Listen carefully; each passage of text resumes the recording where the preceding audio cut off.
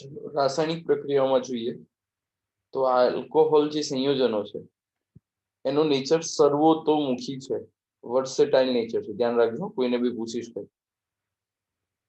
આલ્કોહોલનો જે નેચર છે versatile nature છે. વર્સેટાઇલ એટલે શું? જેમ કે અનુપમ ખેર છે તે વર્સેટાઇલ એક્ટર કહેવાય. કેમ વર્સેટાઇલ એક્ટર કહેવાય? હીરોમાં બી ચાલે, વિલનમાં બી ચાલે, positive role, negative role, father, કોઈ બી રોલમાં નાખો અનુપમ ખેર બધા રોલમાં ચાલે. એટલે અનુપમ ખેર કેવો એક્ટર કહેવાય? વર્સેટાઇલ એક્ટર કહેવાય. કસામાં બી નાખો એ બધામાં ચાલે. જો બધા રોલ કર્યા છે, પોઝિટિવ રોલ બી, નેગેટિવ રોલ બી, ને ફાધરનો રોલ બી, ને હીરોનો રોલ બી, બધા કર્યા છે. એવી રીતના આલ્કોહોલ જે છે ને વર્સેટાઇલ નેચર છે, સર્વતોમુખી સ્વભાવ છે ને સર્વતોમુખી સંયોજનો આપે છે. જેનું કારણ શું કહી શકીએ? જેનું કારણ એ કહી શકીએ કે કેન્દ્ર અનુરાગી પ્રક્રિયકો જે છે એ તરીકે આલ્કોહોલ સંયોજનો બનાવી શકે અને ઇલેક્ટ્રોન અનુરાગી પ્રક્રિયકો તરીકે પ્રોટોનિત આલ્કોહોલ સંયોજનો બનાવી શકે. જેમ કે ROH હોય આલ્કોહોલ, એના ઉપર જ્યારે ઇલેક્ટ્રોન કાર્બનને આપી દે એટલે O પોતે પોઝિટિવ થાય, RO' C બને, અને at end of the day આમાંથી જ્યારે H+ બહાર નીકળી જાય એટલે આપણને એ ટાઈપના સંયોજનો બને. એટલે આની કેન્દ્ર અનુરાગી પ્રક્રિયા પણ પોસિબલ છે. કેન્દ્ર અનુરાગી એટલે શું ખબર છે તમને? કેન્દ્ર ઉપર એટેક કરે. જો આ ઓક્સિજનનો ઇલેક્ટ્રોન છે કાર્બનના ન્યુક્લિયસના જે હોય એના ઉપર એટેક કરે, જેને કેન્દ્ર અનુરાગી પ્રક્રિયા કહેવાય. અને ઇલેક્ટ્રોન અનુરાગી એટલે શું? ન્યુક્લિયસ હિટિંગ નેચર હોય એમનો. એટલે શું થાય કે બાજુવાળો પ્રક્રિયક હોય એ એના કાર્બન ઉપર એટેક કરે અને એના વચ્ચેનો બંધ હોય એ ઓક્સિજન ઉપર એટેક કરે. જેમ કે તમે જોઈ શકો છો અહીંયા કે આ બ્રોમિન જે છે એ કાર્બન ઉપર એટેક કરશે એટલે બ્રોમિન કાર્બન સાથે જોડાઈ જશે. પણ કાર્બન પાસે 4 જ જગ્યા હોય એટલે કાર્બનનો જે છેલ્લો બંધ હોય એ તૂટીને આ ઇલેક્ટ્રોન કોની પાસે જતો રહેશે? આની પાસે જતો રહેશે. એટલે H2O પણ પ્લસ હતા, ઇલેક્ટ્રોન લઈ લીધો એટલે પ્લસ નેગેટિવ જતા રહેશે એટલે વોટર બની જશે. એટલે કહેવાનો મતલબ એ છે કે આલ્કોહોલના જે સંયોજનો હોય છે એ આલ્કોહોલના સંયોજનો 2 ટાઈપના હોય છે, કેન્દ્ર અનુરાગી પ્રક્રિયકો અને ઇલેક્ટ્રોન અનુરાગી પ્રક્રિયકો. બંને ટાઈપના સંયોજનો તમને જોવા મળે છે, જે કેન્દ્ર અનુરાગી પણ હોય અને ઇલેક્ટ્રોન અનુરાગી બી હોય. બરાબર. હવે આ પ્રક્રિયાઓમાં OH બંધ તૂટે છે એટલે આલ્કોહોલ અને ફિનોલ સંયોજનોની હવે સમજો, આલ્કોહોલ એટલે તમે જાણો છો, આલ્કોહોલ એટલે શું છે? OH છે. તો આ OH ની અંદર આ જે OH બોન્ડ છે એ તૂટી જાય છે. શું થઈ જાય છે? તૂટી જાય છે. પણ ક્યાંથી તૂટે છે એ ખાસ ખબર હોવી જોઈએ કે O અને H વચ્ચેનો જે બંધ છે તૂટે છે એટલે ROH + Na હોય તો આ Na જે છે એ ક્યાં જોડાઈ જાય છે? ને H2 શું છે? છૂટું પડે છે. બરાબર. પછી સેમ અહીંયા જોવા જાવ તો CH3CCH3OH આનું નામ શું થશે? બનાવજો જૈનમ.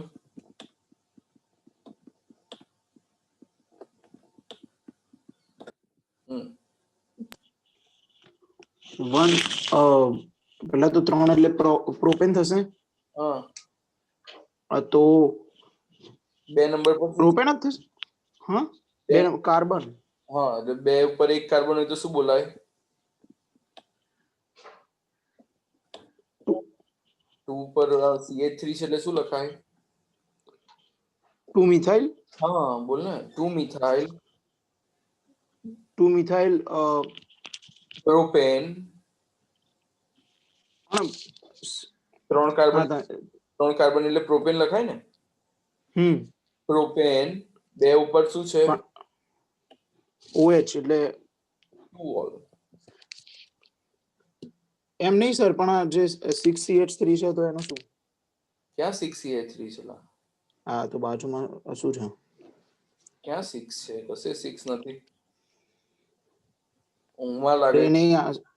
અરે ઊંઘમાં શું સર? ઊંઘીને ઉઠ્યો. આઈ મીન નહીં ના, પણ 6CH3 તો ખાલી બેલેન્સ કરવા લીધું છે. આ જો ને ભાઈ યાર, તું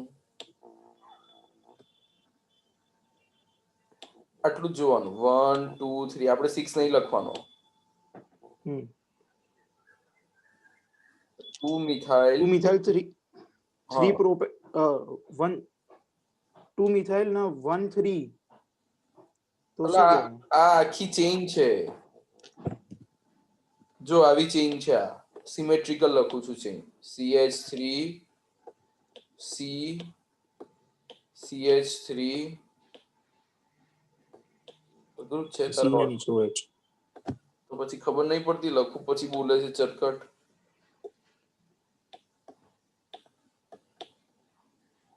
હા હવે બોલો 1 2 3 ચલો બોલો હવે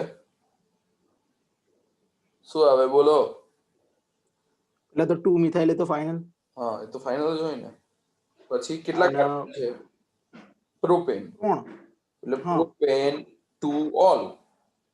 પ્રોપેન પણ એ તો સર પેલું નતું પેલું 1 3 તમે લખાવડાવતા હતા એટલે હું 1 3 1 3 બોલતો હતો. અને તને આઈયુપીએસસી હવે જો કાલે ના આવડે તો મરી ગયો તું ભાઈ. હા કાલે સાંજે એક્ઝામ છે આપણી જે ચાલી જશે એટલાની. તો જો સાંજે ના આવડે તો મંગળવારે બી રહેશે. મંગળવારે બી મારવામાં આવશે. બુધવાર સુધી એક્ઝામ જ રાખીશ ને 5 વાર લખાઈશ. બરાબર એટલે વાંચજો આજે બરોબર.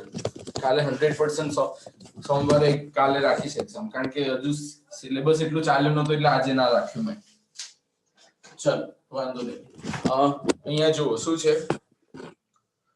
CH3CCH3OH અને અહીંયા તમે જુઓ છો કે એલ્યુમિનિયમ. તો એલ્યુમિનિયમમાં જોઈ શકો છો તમે કે એલ્યુમિનિયમની વેલેન્સી કેટલી હોય. એલ્યુમિનિયમની વેલેન્સી જનરલી શું હોય? Al જે હોય એ હંમેશા +3 ના ફોર્મમાં હોય. કયાના ફોર્મમાં હોય? +3 ના ફોર્મમાં હોય. તો એ +3 ના ફોર્મમાં હોય એટલે અહીંયા બંધ કોની વચ્ચે તૂટે? O અને H ની વચ્ચે બંધ તૂટે. કોણ તોડે? એલ્યુમિનિયમ તોડે. એલ્યુમિનિયમ અહીંયા વચ્ચેનો બંધ તોડે એટલે આ ટાઈપનું સ્ટ્રક્ચર બને. થ્રાઇસ Al બને અને પછી હાઇડ્રોજન છૂટો પડે. આ એલ્યુમિનિયમની વેલેન્સી +3 હોવાને કારણે નીચે 3 વડે ગુણ્યું છે. હા અહીંયા 2 નહીં લખો ના 6 બેલેન્સ નહીં કરો તોય ચાલે. ખાલી પ્રક્રિયા લખશો તો બી ચાલશે આપણને. ચલો પછી ફિનોલ. ફિનોલની સોડિયમ સાથે પ્રક્રિયા કરો. સોડિયમ ફિનોક્સાઇડ પ્લસ વોટર બને એટલે Na છે એ O ને H વચ્ચે જોડાઈ જાય. OH ની NaOH સાથે કરો તો ONA સોડિયમ ફિનોક્સાઇડ અને પાણી બની જાય. બરાબર. તો ઉપરની પ્રક્રિયાઓ દર્શાવે છે કે આલ્કોહોલ અને ફિનોલ સંયોજન સ્વભાવે એસિડિક હોય છે. વાસ્તવમાં એટલે કહેવાનો મતલબ શું? આલ્કોહોલ અને ફિનોલ સંયોજનો કેમ સ્વભાવે એસિડિક હોય છે એ સમજવું બહુ જરૂરી છે. એસિડિક હોવાની તમે પેલી જાણો છો કે એસિડિક ક્યારે સંયોજન હોઈ શકે? ચલો કહો જો જઈને એસિડિક સંયોજનો ક્યારે હોઈ શકે? પેલું H+ ધારણ કરે એટલે. હેલો ખાલી H શું કીધું? H+ શું બોલ્યો તું? H+ પેલું ધારણ કરે એટલે ને આર હે ની સોડું જો હતું એમાં. ધારણ એટલે ઓછા માતાજી આવવાના છે તો ધારણ થાય એમાં. અરે પણ સર પેલામાં H+ લે તો પેલો એસિડ અને OH- લે તો બેઝ એમ એવી રીતે નહીં. એવું થાય ખરું પણ કહેવાનો મતલબ શું કે જસ્ટ લાઈક OH છે તો OH હોય તો OH માંથી જ્યારે બંધ તૂટે ત્યારે શું આમાંથી છૂટો પડવો જોઈએ? બંધ તૂટે ત્યારે આમાંથી શું છૂટો પડવો જોઈએ? હાઇડ્રોજન એઝ એ H+ છૂટો પડવો જોઈએ. સમજાય છે? હાઇડ્રોજન એઝ એ H+ છૂટો પડે. આ OH હોય O અને H વચ્ચે બંધ હોય. OH એટલે આલ્કોહોલ. આમાંથી છૂટો પડે ત્યારે H+ જો તને મળે તો એ સંયોજન એસિડિક હોય. એટલે આલ્કોહોલ અને ફિનોલ સંયોજનો સ્વભાવે એસિડિક છે. વાસ્તવમાં આલ્કોહોલ અને ફિનોલ સંયોજનો બ્રોન્સ્ટેડ એસિડ સંયોજનો છે. એટલે કે પ્રબળ બેઝને પ્રોટોનનું દાન કરી શકે. જેમ કે આ પ્રબળ બેઝ હોય, બેઝ છે એના ઇલેક્ટ્રોન આને દાન કરે એટલે શું થાય? BH બની જાય અને આ O અને R છે એટલે આ ઇલેક્ટ્રોન જે છે ઓક્સિજન લઈ લે એટલે સંયુગ્મ બેઝ બની જાય. જે પોતાનું ઇલેક્ટ્રોન આપી દે એ એસિડ બની જાય અને જે ઇલેક્ટ્રોન મેળવી લે સંયુગ્મ બેઝ બની જાય. બરાબર. ચલો આલ્કોહોલ સંયોજનોની એસિડિકતા જોઈએ તો આલ્કોહોલ સંયોજનો એસિડિક સ્વભાવે OH બંધની ધ્રુવીયતાને કારણે હોય છે. ઇલેક્ટ્રોન મુક્ત કરનાર સમૂહ CH3 ઓક્સિજન પરમાણુ પર ઇલેક્ટ્રોન વધારે ઘનતા છે, તેથી OH બંધની ધ્રુવીયતા ઘટે છે, જે એસિડની પ્રબળતા ઘટાડે છે. જેમ કે કહીએ તો પ્રાથમિક આલ્કોહોલની એસિડિકતા વધારે, દ્વિતીયકની ઓછી અને તૃતીયકની સૌથી ઓછી. ખાસ આ પૂછાય છે ક્વેશ્ચન, કોની એસિડિકતા વધારે, કોની ઓછી અને કોની સૌથી ઓછી. તો પ્રાથમિકની સૌથી વધારે એસિડિકતા, દ્વિતીયકની ઓછી અને તૃતીયકની ઓછી. આલ્કોહોલ સંયોજનોમાં પાણીની સરખામણીમાં નિર્બળ એસિડ છે. આ બાબતને પાણીની આલ્કોક્સાઇડ સાથેની પ્રક્રિયા સમજાવી શકાય. જેમ કે બેઝ છે એની એસિડ સાથે કરો તો સંયુગ્મ એસિડ અને સંયુગ્મ બેઝ આપે.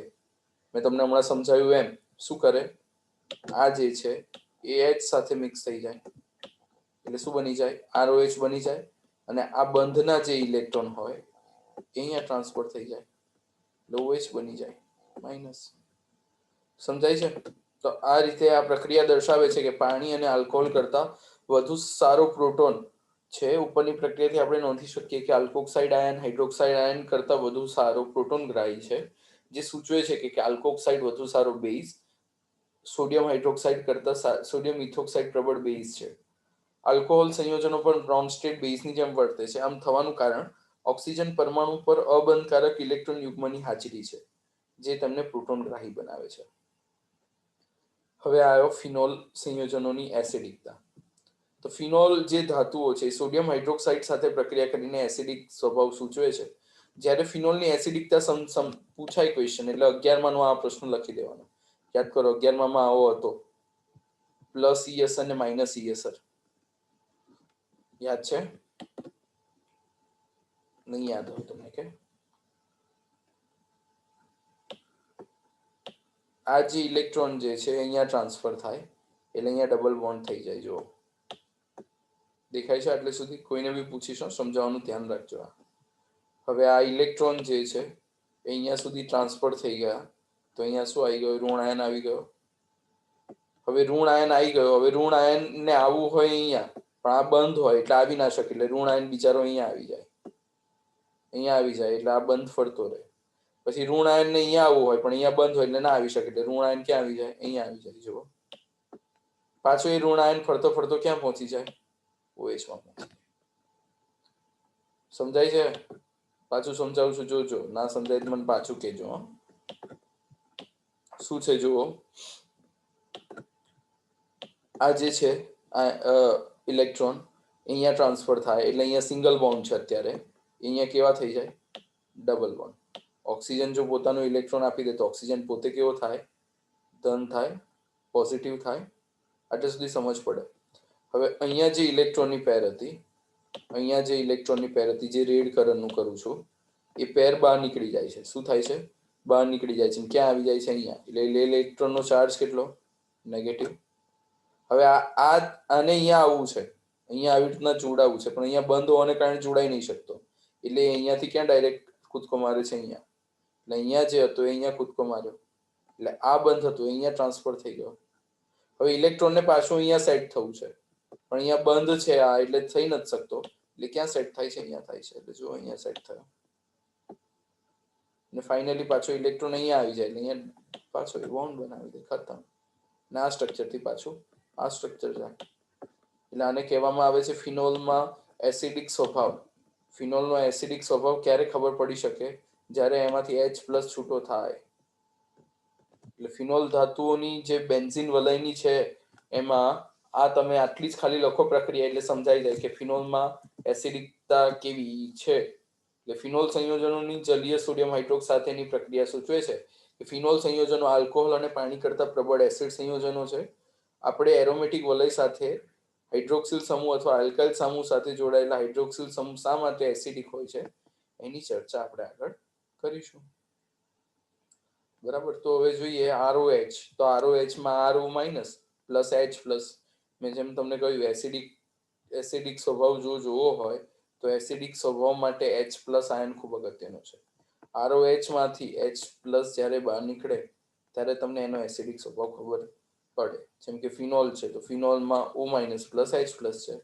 તો એસિડિકતાનો સ્વભાવ જોવા માટે આપણે H+ આપણને ખબર હોવી જોઈએ.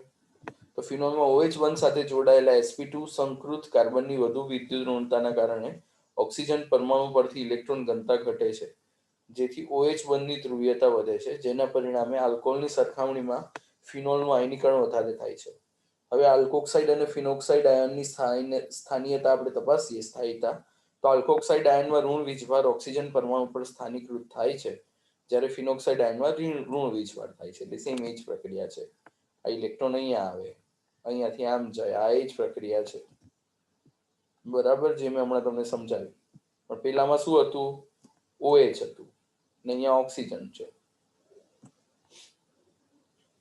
ઇલેક્ટ્રોન અહીંયા ટ્રાન્સફર થાય એટલે ડબલ બોન્ડમાંથી આમ ટ્રાન્સફર થયા કરે ને પાછળની જગ્યાએ છે. બરાબર. ચાલો, તો આના પરથી એવું કહી શકીએ કે પીકે, હવે અહીંયા ખાસ ધ્યાન રાખજો, આમાંથી એક ક્વેશ્ચન હંમેશા પૂછાય છે. એક ક્વેશ્ચન આ ટેબલમાંથી 110% હોય છે. પીકે નું મૂલ્ય જેટલું વધારે, જેમ કે 15.9 છે, પીકે નું જેટલું મૂલ્ય વધારે એટલો એસિડ નિર્બળ, એટલો એનો એસિડિક સ્વભાવ કેવો? નિર્બળ. જેમ કે અહીંયા પીકે નું મૂલ્ય કેટલું છે? 7.2 છે. તો ઓર્થો નાઇટ્રોફિનોલ જોવા જઈએ તો ફિનોલ એટલે શું થાય? OH થાય અને નાઇટ્રોફિનોલ ક્યાં આવશે? કેવલ નાઇટ્રો મને કહે છે. નાઇટ્રો એટલે કયું ગ્રુપ? કેવલ નાઇટ્રો. હા, નાઇટ્રો એટલે શું? NO2. શું આવે ભાઈ? NO2. આ ઓર્થો નાઇટ્રોફિનોલ. ઓર્થો નાઇટ્રોફિનોલ, જેમ કે એનું મૂલ્ય પીકે કેટલું છે? 7.2 છે. તો 7.2 એટલે સૌથી ઓછું છે. સૌથી ઓછું હોવાને કારણે એનો એસિડિક સ્વભાવ વધારે. મેટાનાઇટ્રોફિનોલ એટલે શું થશે? મેટાનાઇટ્રોફિનોલ એટલે મેટા પોઝિશન નીચે આવશે. આ વાળું હું ડ્રો કરું છું, જોજો. તો મેટા પોઝિશન ક્યાં આવશે? અહીંયા આવશે. એટલે NO2 અહીંયા આવશે. તો એની પીકે વેલ્યુ કેટલી છે? 8.3 છે. તમને ક્વેશ્ચન પૂછાય કે ભાઈ ઓર્થો નાઇટ્રોફિનોલ વધારે એસિડિક કે મેટાનાઇટ્રોફિનોલ એસિડિક, તો શું લખવાનું ભાઈ હર્ષ? કયો વધારે એસિડિક? Ortho nitrophenol. કારણ કે એનું પીકે નું મૂલ્ય કેવું છે? ઓછું. જેટલું પીકે નું મૂલ્ય જેમ જેમ જાય છે એમ વધતું જાય છે. એટલે એ હિસાબે તમારે એના મૂલ્યો લખવાના. બરાબર, ખાસ આ ધ્યાન રાખજો, પોઈન્ટ પૂછાયો છે. તમે અહીંયા નોંધી શકો છો કે ફિનોલ અને ઇથેનોલ કરતા 10 ગણો વધુ એસિડિક છે. ફિનોલ જે હોય છે ખૂબ વધારે એસિડ હોય. હા, ચલો હવે એસ્ટરીકરણ પ્રક્રિયા જોઈએ. તો એસ્ટરીકરણ પ્રક્રિયામાં આપણે એવું કહી શકીએ કે આલ્કોહોલ અને ફિનોલ સંયોજનો આ મિક્સ થઈને એસ્ટરીકરણ બનાવે છે. જેમ કે હું તમને કહું કે RCOOH હોય, હું તમને આ સમજાવું છું. આ AR એટલે એરોમેટિક હોય. હા, એરોમેટિક એટલે પછી એમાં ગૂંચવાઈ નહીં જવાનું કે શું હશે, આવું હોય. ER એટલે એરોમેટિક, શોર્ટ ફોર્મમાં લખ્યું હોય. ઘણા લોકો AR બી લખતા હોય છે, એટલે ભાઈ AR નહીં લખવાનું. AR નો મતલબ આવો હોય, બેન્ઝીન રિંગ અને ઉપર શું હોય? ફિનોલ. બરાબર, ER નો મતલબ આ રિંગ હોય. ચલો, એની હવે આપણે પ્રોસેસ કરીએ છીએ. કોની સાથે કરીએ છીએ?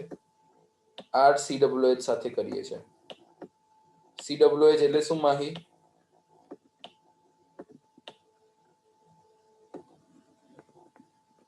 Carboxylic acid. હા, કાર્બોક્સિલિક એસિડ.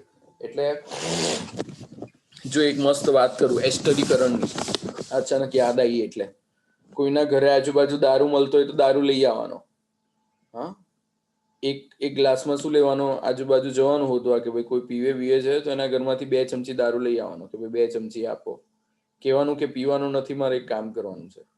એટલે શું કરવાનું? કોઈ બી આજુબાજુ પીતું એના ઘરેથી 2 ચમચી દારૂ એક પેલામાં લઈ લેવાનો, શેમાં? એક ગ્લાસમાં લઈ લીધો. પછી શું કરવાનું? ઘરમાં વિનેગાર હોય, વિનેગાર હોય જ ઘરમાં, પૂછજો મમ્મીને. વિનેગાર એટલે ખટાશ ઉત્પન્ન કરે, અથવા સરકો બી હોય ઘરમાં, અથવા કઈ ના હોય તો પેલું ચાઇનીઝ ખાવા જાવ છો ને, મંચુરિયન, એમાં પેલું નાખે ને ખટાશ આવવા માટેનું, એ લઈ આવવાનો.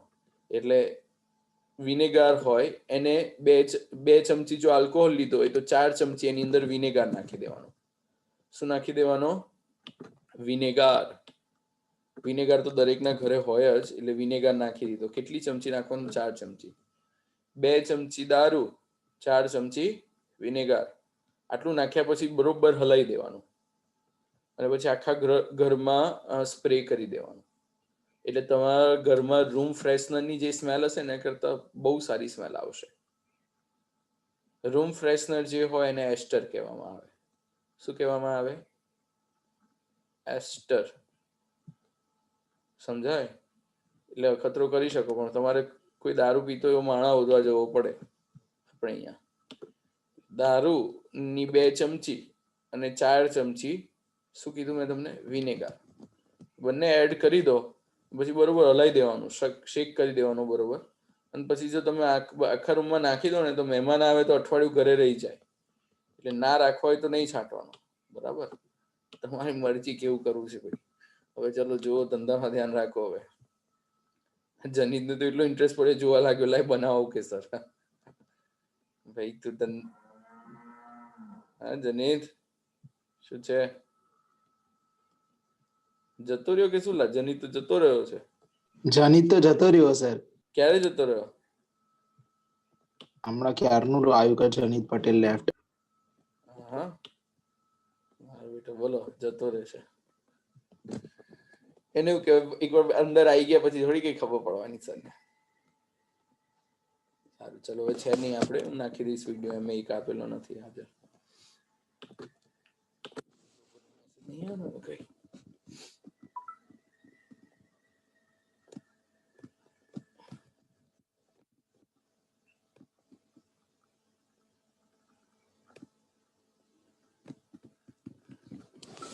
ચલ, કઈ વાંધો નહીં.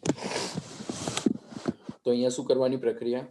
મેં તમને કીધી એમ, આલ્કોહોલ લેવાનો, ફિનોલ અને COOH લેવાનો. અહીંયા આરડેસની જગ્યાએ કોઈ બી લઈ શકો તમે. CH3 એક એક્ઝામ્પલ લઈ લેવાનું, CH3COOH. બરાબર? તો at end of the day શું થાય?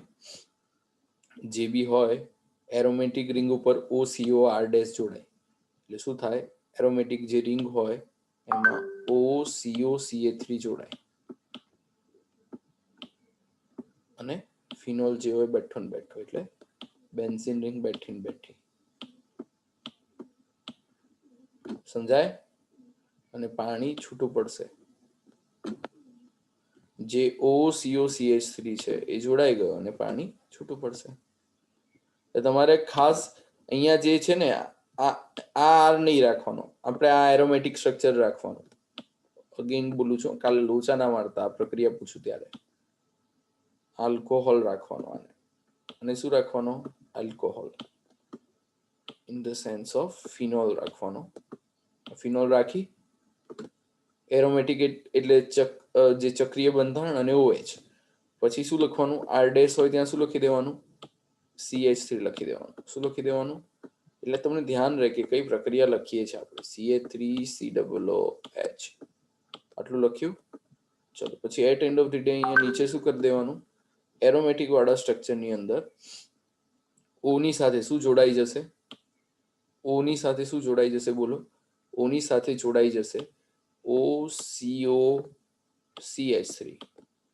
શું જોડાઈ જશે? આ જે હોય CO ને આ છે CH3, એ જોડાઈ જશે અને આની બેન્ઝીન રિંગ બની જાય.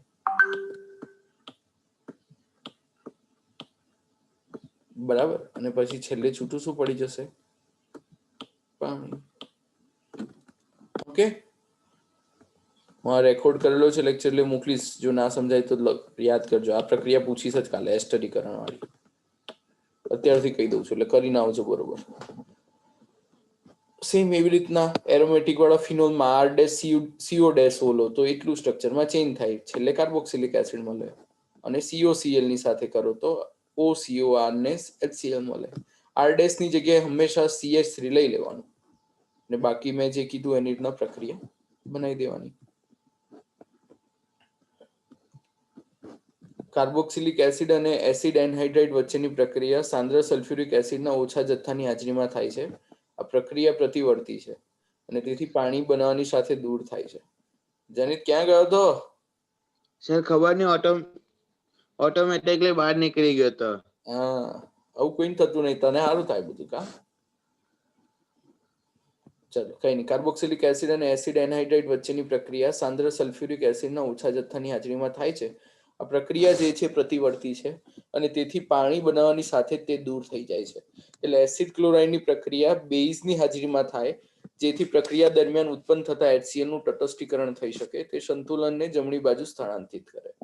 એટલે જેમ કે અહીંયા જોવો છો તમે COH અને OH એટલે કે સેલિસિલિક એસિડ ની તમે જ્યારે પ્રક્રિયા CH3CO ટ્વાઇસ O સાથે થાય તો O સાથે COCH3 જોડાઈ જાય અને છૂટું પડે CH3COOH. આને કહેવામાં આવે છે એસ્પિરિન. નામ બહુ પૂછાય છે. એસ્પિરિનનું બંધારણ દોરો, જેને કહેવાય એસિટાઇલિક સેલિસિલિક એસિડ પ્લસ CH3COOH. જો આ પ્રક્રિયા કઈ રીતે થાય છે સમજાવું. CH3CO ટ્વાઇસ છે એટલે 2 CH3CO છે આપણી પાસે. કેટલા છે?